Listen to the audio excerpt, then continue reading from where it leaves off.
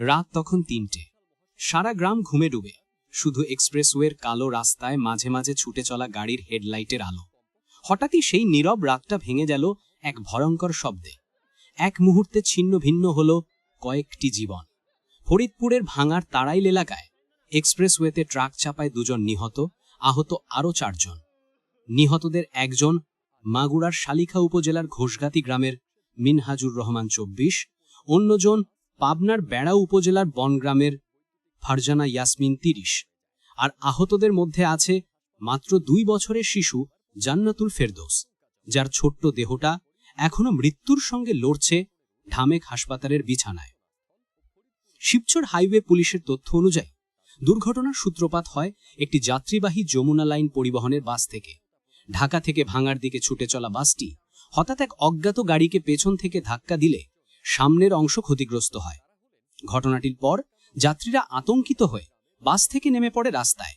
কেউ হাঁটছে, কেউ ফোনে কথা বলছে, কেউ দাঁড়িয়ে দেখছে কি হয়েছে। ঠিক সেই সময় পেছন থেকে ছুটে আসে আরেকটি ট্রাক।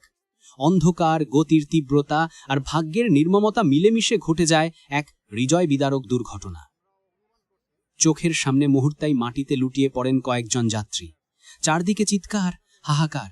কেউ ছুটছে আহতদের দিকে, কেউ ফোন করছে অ্যাম্বুলেন্সে। হাইওয়ে পুলিশ দ্রুত ঘটনাস্থলে পৌঁছে আহতদের উদ্ধার করে ভাঙা উপজেলার স্বাস্থ্য কমপ্লেক্সে নিয়ে যায়। চিকিৎসকরা তখনও ব্যস্ত রোগীদের সামলাতে, কিন্তু সময়টা যেন আর কোনো সুযোগ দেয়নি। হাসপাতালের দরজায় এসে নিথর হয়ে যায় 2টি প্রাণ। উপজেলা স্বাস্থ্য ও পরিবার পরিকল্পনা কর্মকর্তা ডাক্তার তানসিফ জুবায়ের বলেন, ওদের হাসপাতালে আনার আগেই মৃত্যু হয়েছিল। আমরা কিছুই করতে পারিনি। তার কণ্ঠে ছিল এক অসহায় বিষণ্ণতা, যেন প্রতিদিনের মতো নয়, আজকের রাতটা কিছুটা বেশি ভারী। পুলিশ বলছে ট্রাক ও বাসটি উদ্ধার করা হয়েছে, তদন্ত চলছে। শিবচর হাইওয়ে থানার ভারপ্রাপ্ত কর্মকর্তা জাহিরুল ইসলাম জানান, অন্ধকার আর অতিরিক্ত গতি এই দুর্ঘটনার মূল কারণ বলে প্রাথমিকভাবে মনে হচ্ছে।